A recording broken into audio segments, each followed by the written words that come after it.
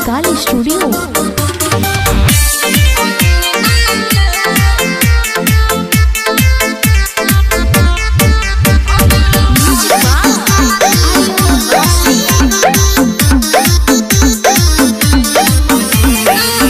बड़ी जोर से उठाता दर्द सीना में, बड़ा दुख बा।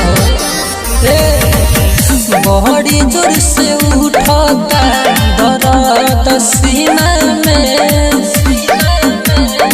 हमारा मालिक की शादी होता रे यारवा यही महीना में, हमारा मालिक की शादी होता रे यारवा यही महीना में।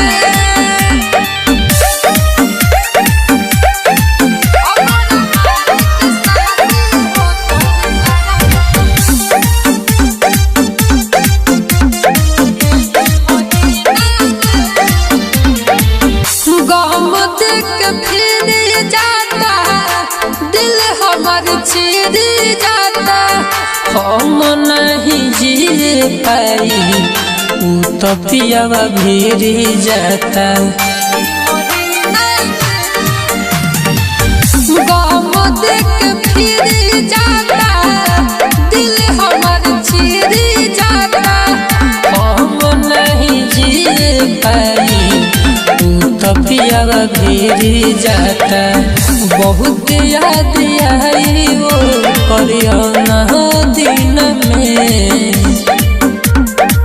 हमारा मालिक की शादी होता रे यारवा यही महीना में, हमारा मालिक की शादी होता रे यारवा यही महीना में।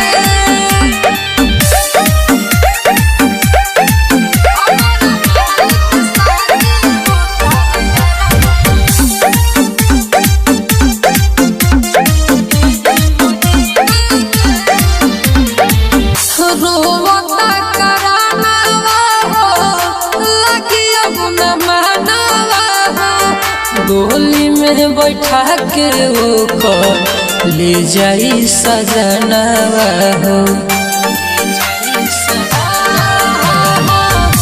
रोवता करानावा हो लगी अब न मानावा हो, गोली में बैठा के वो को ले जाई सजनावा हो।